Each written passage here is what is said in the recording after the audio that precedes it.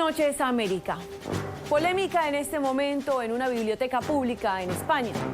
En una iniciativa, los padres del Centro Taber de Barcelona identifican un 60% de libros con carácter machista y deciden retirar el 30%, o sea, unos 200 libros por ahora, tras un análisis de una comisión de género. Entre los libros están La Caperucita Roja y La Bella Durmiente. La iniciativa concluye que los personajes femeninos realizan más que todo papeles de maternidad o de amor, mientras los hombres realizan tareas de valentía o de fuerza. Pero las críticas no se hicieron esperar. Hay aquellos que dicen que los tiempos de tanta corrección política podrían terminar perjudicando el movimiento feminista. Un movimiento que, según expertos, no se trata de censurar los clásicos, sino más bien de aprender de ellos. Pero miembros de la comisión que realizó este análisis dicen que estamos lejos de una biblioteca igualitaria. De hecho, los bibliotecarios dicen que borrar la historia de literatura sería como borrar la memoria. ¿Pero exageran estos padres al eliminar algunos clásicos que quizás sus hijos nunca verán? ¿O van de la mano con el movimiento feminista? Son las 8 en Bogotá, Lima y Quito, las 9 en la costa este de Estados Unidos y las 10 en Buenos Aires y Santiago. Les saluda Emiliana Molina en sustitución de Gustavo Alegret y esto es Poder Latino. Bienvenidos.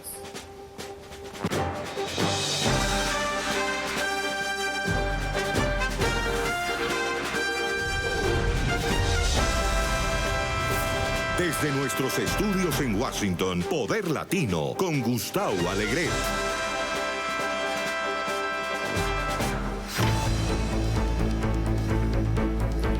Funcionarios de la Casa Blanca presionaron a las autoridades de inmigración para que liberaran a inmigrantes que tenían bajo custodia en las llamadas ciudades santuario.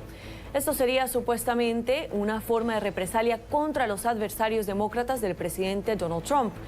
Correos electrónicos obtenidos por el Washington Post revelan cómo en al menos 2 ocasiones funcionarios de la administración habrían hecho esta propuesta a las agencias encargadas de liberar a los inmigrantes detenidos. San Francisco, el distrito de la representante y líder demócrata Nancy Pelosi, habría sido blanco de esta estrategia. Para hablar del tema nos acompaña Mercedes Cano, abogada de inmigración, quien nos amplía desde Nueva York. Mercedes, bienvenida. Y el presidente Trump dijo recientemente que las ciudades santuarios son una grave amenaza para la seguridad pública y la seguridad nacional. ¿Por qué cree que ahora está proponiendo enviar a los inmigrantes indocumentados a estas ciudades? Buenas noches y gracias por tenerme acá. Mira, lo que pasa es que esas ciudades casi siempre han sido ciudades muy amistosas para la gente que apenas llega a los Estados Unidos. Entonces, políticamente amenazar pues de que se van a soltar a los inmigrantes que se han arrestado, aquellas ciudades es como amedrentar la población. Pero realmente los inmigrantes que llegan a este país, la gran mayoría son gente muy trabajadora. Inclusive este país está hecho de inmigrantes. Entonces esa amenaza es una amenaza política. Realmente se ha cancelado, dijo que solamente fue como una idea del Departamento de Inmigración de hacerlo, pero realmente no lo van a hacer. Pero si lo hacen, si vuelven y amenazan, es como un juego político, pero realmente los inmigrantes, pues, la mayoría de las veces son muy bienvenidos en este país. Mercedes, pero algunas personas podrían decir, bueno, enviar a estos inmigrantes indocumentados sería como protegerlos. ¿Es esto una buena idea? Definitivamente. Tú sabes, aquí supongamos en Nueva York, donde yo estoy, el inmigrante que llega puede transportarse de un lugar a otro sin necesidad de tener una licencia de conducir, y en otros estados le dan que aceptan a los inmigrantes, les pueden dar una licencia de conducir si aplican. Pero lo más interesante es que los inmigrantes hoy día, a pesar de que nos están metiendo ese terror y esa persecución que hay en los Estados Unidos, seguimos llegando, seguimos dando muchísimo a este país. Y créanlo o no, hay gente que se beneficia muchísimo, porque el migrante por lo general siempre trabaja más barato. Entonces los empleadores de los Estados Unidos se benefician muchísimo de los trabajadores de construcción, de los trabajadores de salud que ayudan a las personas de edad. Son realmente muy necesitados. Otra cosa, lo último que te dejo, hay ciudades en los Estados Unidos, en la mitad del país, que necesitan de la fuerza laboral y del input de los inmigrantes. Y esas ciudades, a pesar de que quizás en este momento tengan temor de que lleguen los inmigrantes, siempre se han beneficiado. Tenemos que buscar un poquito de historia y así lo veremos. Mercedes Cano, abogada de inmigración, muchas gracias por acompañarnos. Gregory Craig, ex abogado de la Casa Blanca bajo la administración de Barack Obama, fue acusado por un gran jurado federal de haber hecho declaraciones falsas y haber ocultado información sobre sus actividades a nombre del Departamento de Justicia de Ucrania. Trabajó en temas de Ucrania con Paul Manafort, el ex jefe de campaña de Donald Trump, quien ya fue condenado a varios años en prisión. Craig puede enfrentar penas máximas de 5 años tras las rejas y multas de entre $10,000 y $250,000 en caso de ser declarado culpable. Emilio Viano, abogado penal, nos acompaña para hablar de este tema. Emilio, bienvenido. Y le pregunto, ¿esto forma parte de la trama rusa? Bueno, claramente es un caso relacionado con la investigación del fiscal Mueller sobre la interferencia de Rusia en las elecciones del 2016. Si bien que la investigación del abogado especial Mueller concluyó el mes pasado, el Departamento de Justicia de Estados Unidos está diciendo recién que están poniendo un nuevo énfasis en examinar las actividades de cabildeo en el extranjero que se convirtieron en una parte importante de los esfuerzos de Mueller. Se podría interpretar todo esto por el hecho que Craig trabajó para un tiempo para el presidente Clinton y después para el presidente Obama, como casi un acto, digamos, de venganza por parte de los republicanos que quieren demostrar que también entre los demócratas hubo mentiras, hubo engaños y hubo trabajo para los rusos. ¿Y tenemos motivos para pensar que de pronto hay más demócratas involucrados en esta trama rusa o se trata simplemente de un caso puntual? Bueno, es claro que están intentando de encontrar a más demócratas para, digamos, acusar al otro partido también de hacer lo igual, se podría decir, que los republicanos.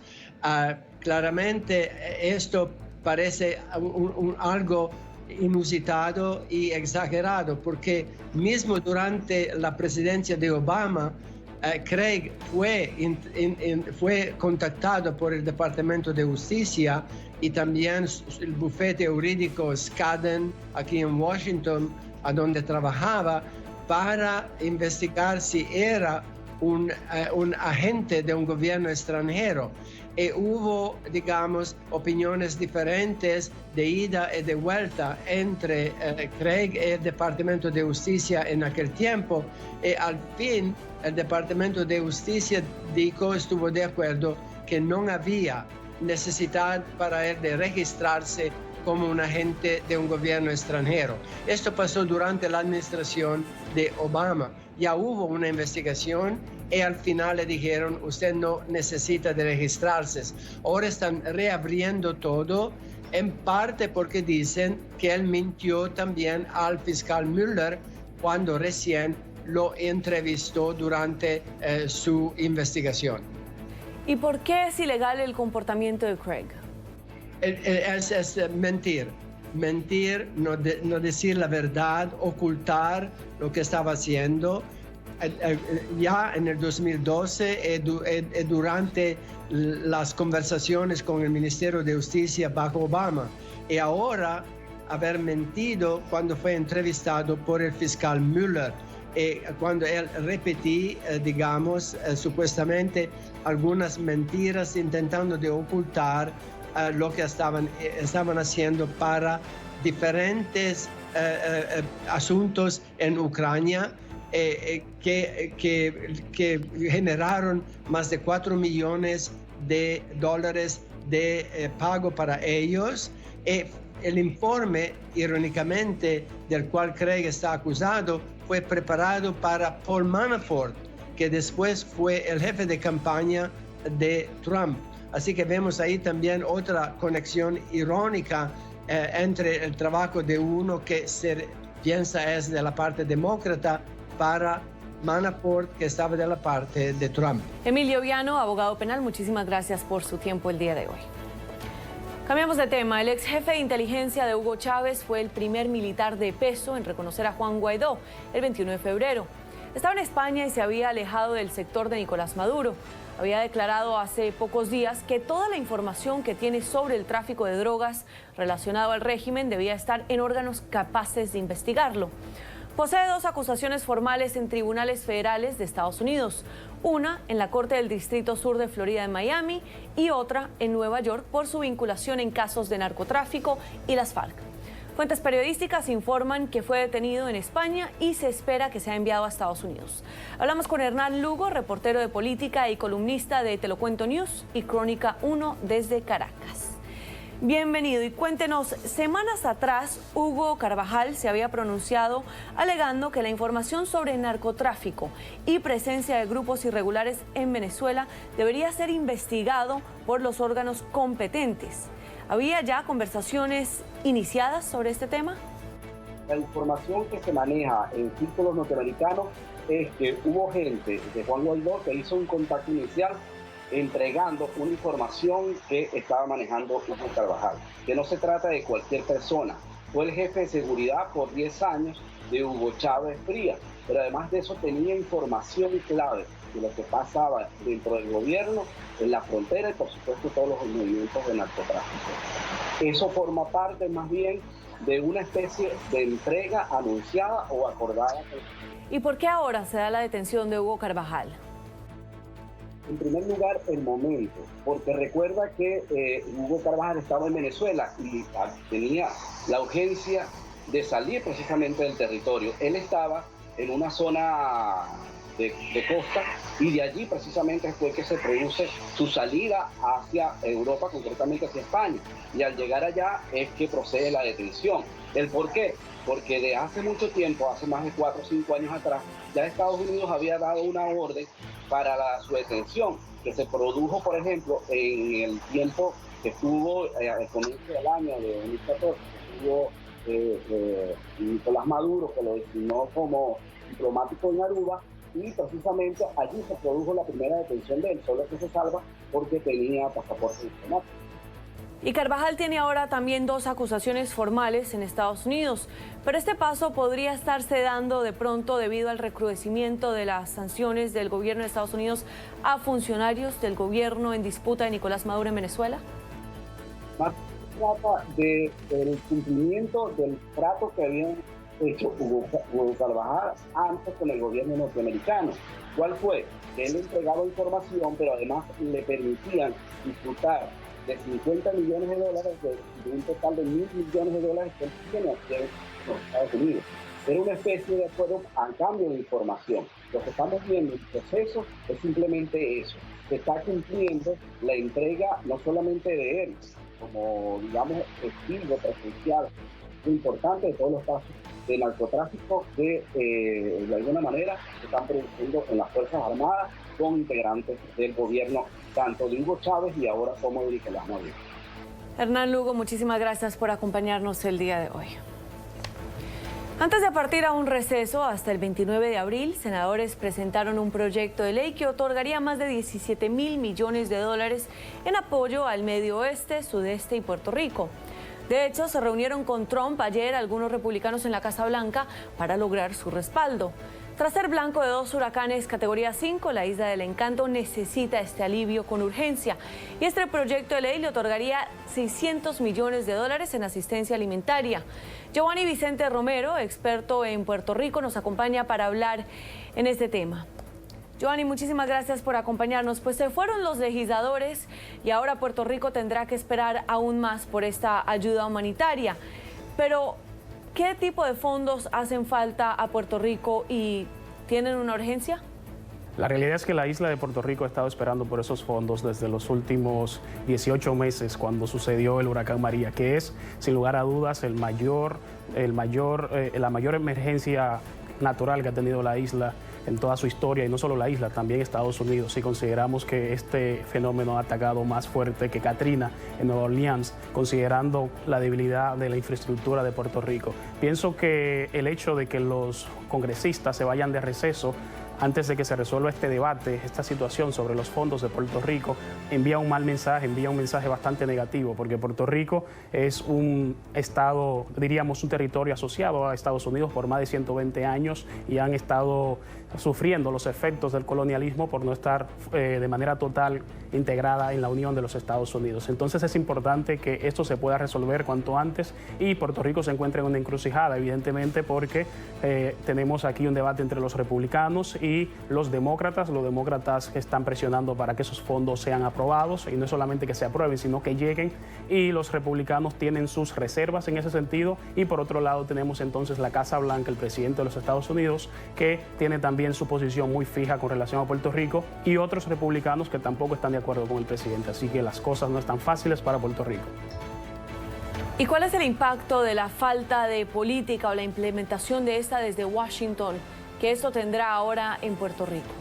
La vida de los puertorriqueños se resuelve en el día a día, minuto a minuto, porque la realidad es que ellos necesitan ayuda ya, y el problema es que estos desembolsos, estos fondos no están llegando a Puerto Rico en el tiempo debido. A veces se están aprobando, pero no terminan de llegar con la rapidez que la gente necesita. Allí hay personas que no están comiendo, y recordemos que los puertorriqueños son americanos, son ciudadanos americanos. Por eso muchas veces me gusta llamarlos siempre los ciudadanos americanos de Puerto Rico, para que no se haga ninguna diferencia. Entonces, en ese mismo orden, los puertorriqueños y puertorriqueñas necesitan una ayuda urgente para poder salir de su crisis post-María, pero recordemos que antes de María ya tenían aproximadamente 10 años sufriendo una crisis económica, así que el problema es de minuto a minuto y los puertorriqueños necesitan evidentemente tener acceso a estos beneficios que le corresponden como ciudadanos americanos, y sin duda que puedan también dejar de estar ejerciendo una ciudadanía de segunda clase, como lo hemos visto en otros temas que probablemente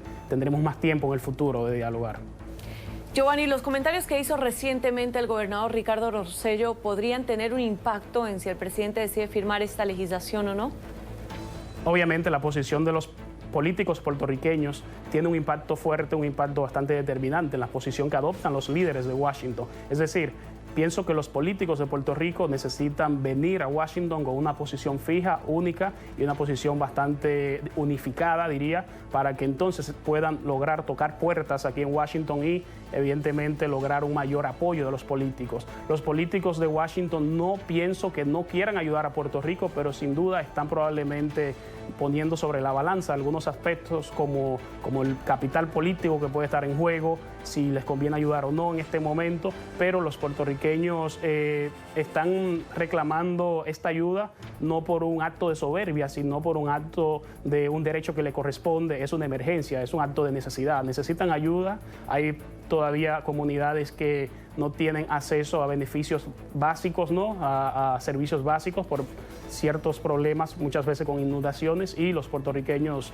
y puertorriqueñas necesitan ser integrados al paquete de ayuda y evidentemente al trato que se le da al resto de los ciudadanos americanos de Estados Unidos, porque no es lo mismo cuando sucede una catástrofe en un estado como Florida, como Texas, o si la luz se fuera por media hora en Nueva York, sería un verdadero caos. Puerto Rico, eso duró por varios meses sin energía eléctrica, solo un ejemplo. Muchísimas gracias, Giovanni, por acompañarnos. Nosotros, por supuesto, continuaremos con más de Poder Latino en solo minutos. Muchas gracias por continuar con nosotros. Avanzan las reuniones del Fondo Monetario Internacional, donde altos funcionarios aseguran que están listos para ayudar a Venezuela, pero no pueden hacerlo hasta que los miembros del organismo decidan a qué gobierno reconocen en Caracas. En el Banco Mundial ocurre lo mismo. La directora de la FMI, Christine Lagarde, afirmó recientemente que la institución ya no es el monstruo que se veía en Latinoamérica hace 2 décadas, al subrayar que ha cambiado enormemente. Para hablar de este y otros temas nos acompaña Alejandro Werner, director del Departamento del Hemisferio Occidental del Fondo Monetario Internacional. Bienvenido. El reciente acuerdo de asistencia económica del FMI a Ecuador es de un valor de 4.200 millones de dólares. Hay motivos para pensar que está relacionado con el caso de Assange, que se negoció el arresto de Assange a cambio de este plan. De ninguna manera. Nosotros, como con todos nuestros países miembros, llevamos a cabo actividades de asesoría económica, de asistencia técnica y obviamente de apoyo financiero.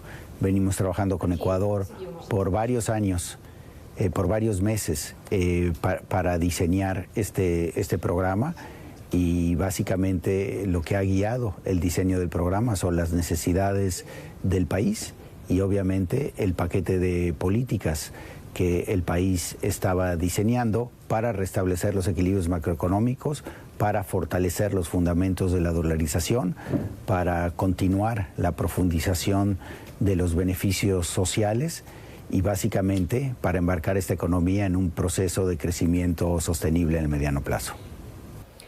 Y el pasado año el acuerdo con Argentina, el mayor en la historia del FMI, es por un total de más de 55.000 millones de dólares en 3 años. Hay quienes valoran que el acuerdo está fracasando porque la economía argentina no mejora. ¿Comparte usted esa opinión? No, difiero. Obviamente la economía argentina pasa por un periodo muy complejo. La economía argentina hace 4 o 5 años era una economía con multiplicidad de controles de capitales, a las exportaciones, a los precios, digamos, de manera interna. Ni se medía la inflación en ese país. Y en ese sentido, en los últimos 4 años, el país se ha embarcado en un proceso de apertura, de generar una economía que presente los incentivos para la inversión privada en diferentes sectores para otorgar a la población un mercado laboral, un proceso de crecimiento saludable y perspectivas de mediano plazo sólidas. Para esto se necesitaba también restablecer los equilibrios macroeconómicos, se necesitaba reducir de manera importante el déficit público y también se necesitaba ir combatiendo el crecimiento de los precios y la inflación. El gobierno lo empezó a hacer de manera gradual, pero eso requería de grandes recursos de financiamiento externo. Hace aproximadamente un año el financiamiento externo sufrió, digamos, una reducción muy importante para Argentina. Entonces la República Argentina tuvo que hacer 2 cosas. Una es acelerar el paso en la corrección de los desequilibrios macroeconómicos y 2, buscar financiamiento que sustituya al financiamiento privado y ahí es donde entra el programa financiero del Fondo Monetario. Claramente esto ha sido más difícil de lo que se pensó en este momento, pero como dijo nuestra directora gerente el día de ayer, nosotros creemos, estamos convencidos que Argentina está en el camino correcto para consolidar la reducción y eliminación de estos equilibrios, que es condición necesaria para que en el mediano plazo resurja un proceso sostenible de inversión y esto apoye un crecimiento inclusivo en ese país. La crisis económica y política que vive Venezuela se acentúa con una contracción estimada para 2019 del 25% y una inflación de más de 10.000 millones %. ¿Qué pasos tendría que tomar el FMI para ayudar a la recuperación de la economía venezolana? Primeramente, obviamente el gobierno venezolano debería buscar a la comunidad internacional en busca de apoyo. En la medida que esto ocurra, la primera etapa que nos involucra un poco menos a nosotros que a otras instituciones es obviamente combatir la crisis humanitaria que está afectando a ese país. Buscar, digamos, la distribución de alimentos a la población, el restablecimiento del servicio básico de agua y electricidad y obviamente el restablecimiento y reabastecimiento de medicinas básicas para combatir, digamos, los problemas de salud pública que está enfrentando Venezuela. Posteriormente, claramente, ese país tiene que embarcarse en un programa para restablecer los fundamentos de una economía de mercado, para restablecer los fundamentos, digamos, de un sector petrolero, que es un sector central en esta economía, que empiece un proceso de recuperación de la producción. También necesitarán establecer los mecanismos y los incentivos para que el sector privado comience a invertir en esa economía. Y hay un problema también importante de cómo manejar los altos niveles de deuda pública que la economía venezolana tiene en ese momento. Entonces, resumiendo, Venezuela enfrenta 4 crisis muy profundas. Una crisis humanitaria, como tú lo mencionabas, una crisis de hiperinflación, la única hiperinflación que se vive en el mundo en este momento, una crisis de el colapso de la capacidad productiva en Venezuela y por último una crisis de deuda. Claramente nuestra institución ha trabajado en cada una de estas crisis en diferentes países y en diferentes momentos del tiempo, pero las 4 juntas es claramente un problema de dimensión muy importante que requerirá obviamente de la ayuda no solo del Fondo Monetario Internacional, del Banco Mundial, etcétera, pero también de la comunidad financiera y de los países para apoyar el restablecimiento de esta economía en la próxima década. Lagarde dijo que la recuperación de la economía venezolana necesitaría no será solo al FMI o el Banco Mundial o el Banco Interamericano de Desarrollo. Se necesitarán múltiples partes y un gran corazón. ¿Qué otro organismo participará en la recuperación de Venezuela?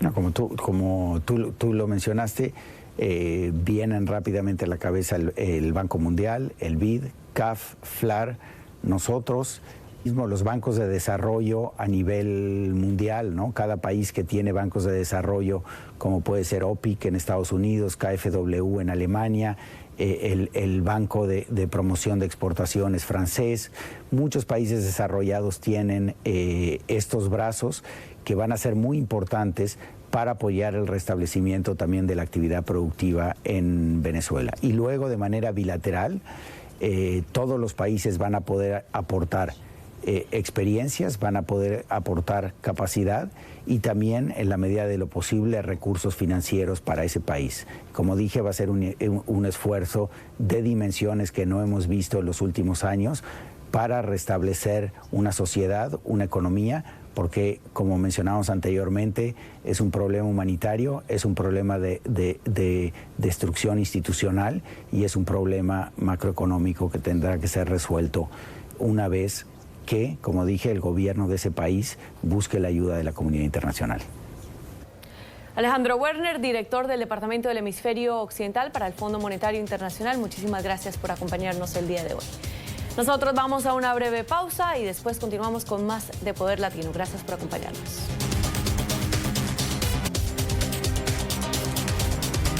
Muchas gracias por continuar con nosotros. Estamos ahora en el segmento del debate y para esto el día de hoy nos acompaña a mi derecha Francisco Semiao, conservador y también analista político. Bienvenido, Francisco. Muchas gracias. Y a mi izquierda me acompaña Israel Ortega, analista político y vocero también de la Iniciativa Libre. Gracias. Bienvenidos a ambos. Bueno, vamos a iniciar. El mandatario estadounidense Donald Trump planeaba con funcionarios de su administración dejar a inmigrantes indocumentados que se encontraban en centros de detención, llevarlos en autobuses a ciertos distritos en represalia a sus enemigos políticos, como por ejemplo el distrito de Nancy Pelosi en San Francisco, la líder demócrata de la Cámara de Representantes. Francisco, ¿cómo podemos interpretar lo que intentaba hacer la administración Trump? Bueno, la cuestión es si actualmente fue un movimiento político, como un ataque, un tipo de venganza, pero también tenemos que recordarnos que Obama hizo la misma cosa. Hasta un artículo en el 2016, no fue de Fox News, era del propio diario de Alabama, que dice que Obama quería soltar buena cantidad de inmigrantes en el sector, el estado de Jeff Sessions. Y fue una cosa que se reportó ahí, pero no hubo el escándalo que estamos teniendo ahora. Desafortunadamente se ve que hay una disparidad de cómo se reporta, pero para mí personalmente, a mí no me gusta estar jugando con las vidas de personas. Son inmigrantes, son vidas. Creo que hay mejores maneras de hacer esto, pero si uno lo piensa bien, y inmediatamente cuando escuché la noticia, yo inmediatamente pensé, porque hay un problema si estas son ciudades que son de santuarios y que actualmente estaban diciendo, vengan acá, que los queremos. Entonces, ¿qué es el problema? Ellos deberían estar diciendo, oh, perfecto, estamos pensando de la misma manera, tráigalos acá. De hecho, esa es mi segunda pregunta, Israel. ¿Por qué sería un problema si en efectivo son ciudades santuario? Estos inmigrantes se supone que estarían seguros ahí, pues porque las autoridades locales no cooperan con las autoridades federales para deportarlos. Claro, bueno, yo creo que el hecho de que simplemente porque una administración lo hizo no quiere decir que se tiene que continuar, ¿no? Y creo que lo que hace falta es el liderazgo político en el Congreso y también en la Casa Blanca de reconocer que no se puede sostener esto. No podemos tener ciudades santuarias y otros lugares que no son. Lo que necesitamos es un plan que sea mucho más concreto, que tome en cuenta que sí, necesitamos más inmigrantes en este país. El mismo presidente Donald Trump ha dicho recientemente que hay muchos trabajos en este país y que en algunos casos es posible que se necesita inmigrantes. Eso es bueno y el presidente tiene que reconocer eso, pero la única forma como vamos a salir de esto es si el Congreso actúa y hace esto una prioridad. Y tristemente parece que muchos quieren jugar política en lugar de hacer lo que tienen que hacer.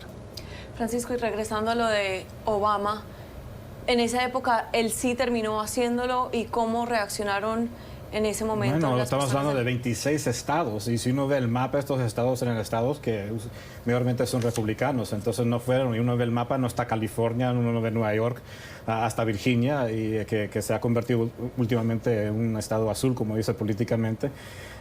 Y bueno, demandaron al gobierno, entonces también tuvo la misma, ¿cómo dice? El mismo reto hizo Obama que Trump, que si ustedes no hacen eso, no vamos a quitar fondos al Estado.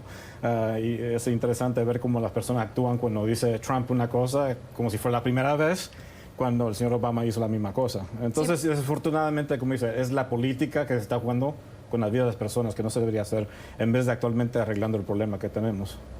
Y esto no es algo irónico, teniendo en cuenta que Trump sí, de hecho, pidió o quería intentar retirarle los fondos a las ciudades santuario si no cooperan con las autoridades federales para ayudar a deportar a todos estos migrantes.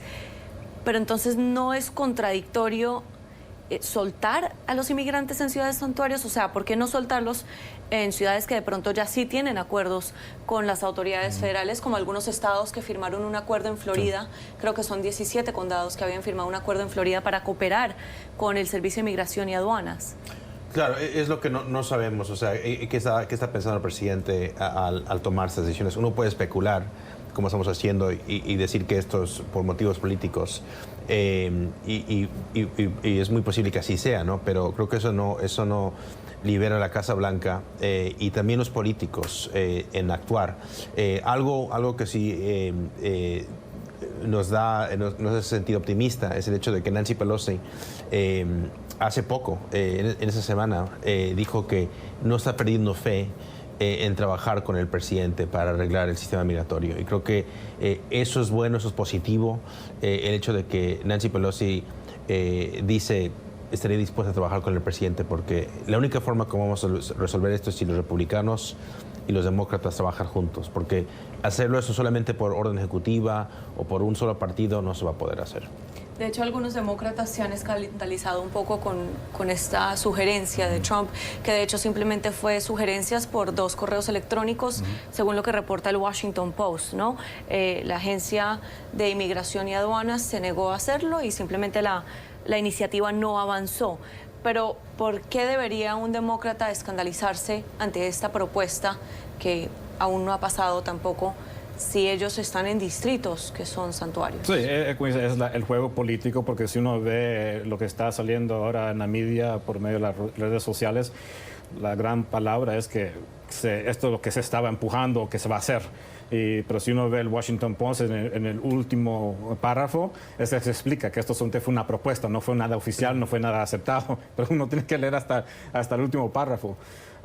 Pero después salió el señor presidente por Twitter y como confirmando que esto es lo que él está intencionando hacer, y ahora ya tenemos otra ola de especulación y comentarios, pero él mismo dijo, ella debía estar contenta porque esto es lo que ellos querían, pero cuando uno lo ve, cuando uno sabe el proceso, no es un proceso bueno, porque yo no creo que San Francisco, donde representa la señora Pelosi, tienen los recursos para estar aceptando a más personas, y creo que también ellos lo hicieron por razones políticas sin pensar en el impacto fiscal, porque obviamente estas personas vienen aquí, no tienen trabajo, y hay centros que han calculado que para sostener a estas personas cada una cuesta creo que $75,000 al año. Y eso dicen, bueno, el gobierno lo paga. Bueno, sí, el gobierno lo paga, pero son los que estamos pagando impuestos. Y hay muchas personas que se están yendo de California por los impuestos que son tan altos, por tantos servicios sociales que tienen. No es una causa honorable, pero es la realidad. Esos servicios cuestan dinero. Bueno, vamos a cambiar de tema, porque un ex asesor de la administración de Barack Obama ha sido el primer demócrata en ser acusado en el caso relacionado con la trama rusa. Se trata de Greg Craig, quien ahora enfrenta cargos por mentir y ocultar información al gobierno sobre su trabajo de lobby con Ucrania, y con Paul Manafort, también ex asesor de la campaña del mandatario estadounidense Donald Trump.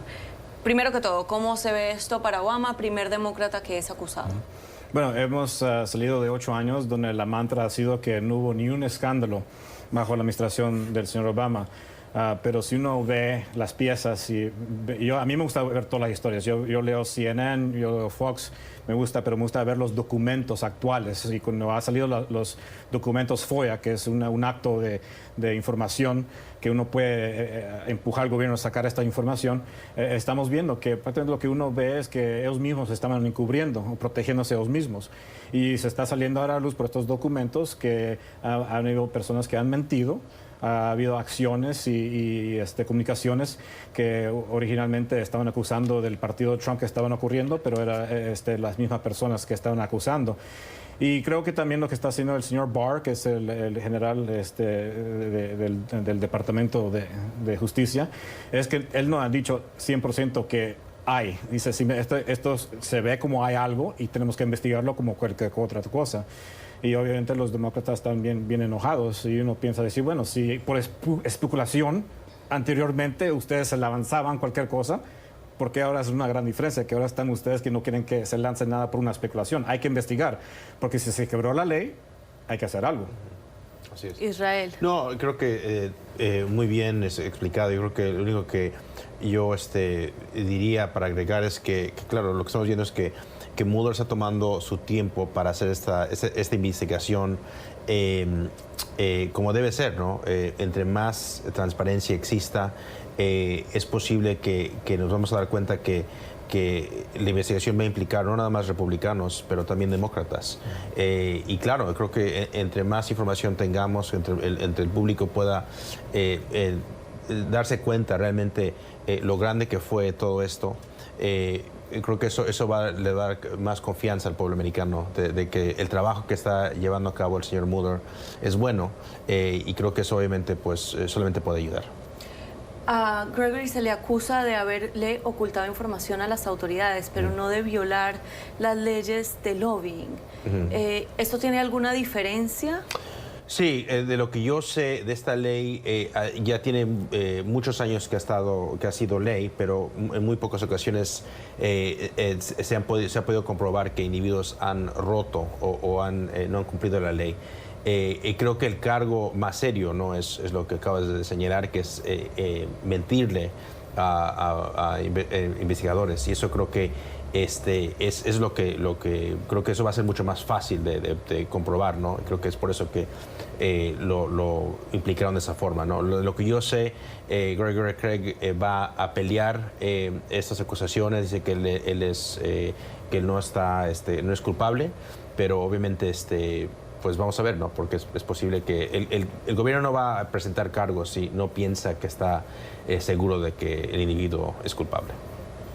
¿Y qué podemos esperar entonces mientras se desenvuelve todo este proceso, ya con el primer demócrata también acusado, y con William Barr a la expectativa de entregar este informe redactado, después de que los demócratas no quedaron satisfechos con las 4 páginas que había entregado al Congreso? Es interesante el argumento que hacen los demócratas. Uno le puede gustar o no, pero la realidad es la ley. Y la ley se hizo hace muchos años y fue por resultados después del Watergate. Y como en cualquier otro ciudadano, puede ser el presidente, pero eso es un ciudadano de los Estados Unidos como nosotros. Es como si esto lo pasara a nosotros. Y si estamos bajo investigación y por fin hay un acuerdo que no se va a seguir al próximo paso para la pena legal, esos documentos se cierran, porque hay cosas ahí que pueden especular y pueden arruinar la reputación de esa persona.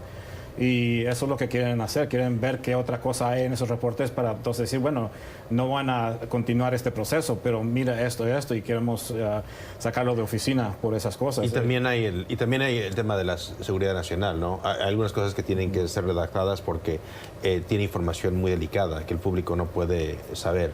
Entonces, creo que igual, o sea, esto es algo que ha sido establecido por razones nacionales, o sea, de seguridad nacional. Entonces, no es tanto la política, creo que tenemos que tomar eso en cuenta, que ojalá, espero que si los republicanos fueran, o los demócratas también pasaran eso, se dieran cuenta que eso no, la política no está en eso, la seguridad nacional es algo que todos nos podemos estar unidos y decir, sí, tenemos que proteger nuestro país. Bueno, y el tercer tema, Puerto Rico. La ayuda humanitaria para este país está actualmente estancada y el alivio monetario también por la política en Washington actualmente. Los representantes en la Cámara Baja ya habían aprobado un proyecto de ley para brindarle ayuda a la Isla del Encanto, pero los senadores republicanos no habían traído este proyecto de ley aún a la luz pública porque el mandatario estadounidense pues no está de acuerdo y dice que los políticos en la Isla del Encanto se están gastando todo este dinero. Pero ¿cómo puede afectar esto a las personas que en realidad necesitan esta ayuda y que la esperan desde que el huracán María azotó la isla? No, se necesita urgentemente esta ayuda, ¿no? Creo que eso es claro. Hemos visto cómo este país ha respondido cuando hay desastres naturales en Mississippi, en otros estados que han sido afectados, cuando pasan huracanes. La ayuda es muy rápida, ¿no? Entonces, es triste que nuevamente parece que la política está en todo esto. Y claro, sabemos que hay un calendario legislativo, pero 2 semanas van a ser difíciles, ¿no? Para la gente de Puerto Rico. Entre más rápido podamos arreglar las diferencias, lo mejor que va a ser para el pueblo de Puerto Rico. Muchísimas gracias a ambos nuevamente, Francisco Semiao por acompañarnos e Israel Ortega. Y continuamos con más de Poder Latino después de una breve pausa. Bueno, y ahora llegó el momento de escuchar sus opiniones por medio de @PoderLatinoNTN. Gustavo, ¿y si lo deja en Nicaragua lo matan? Nadie en Estados Unidos ha hecho tanto por Venezuela como Donald Trump y su administración. Barack Obama siempre nos dio la espalda. Los demócratas deberían reconocer esta realidad.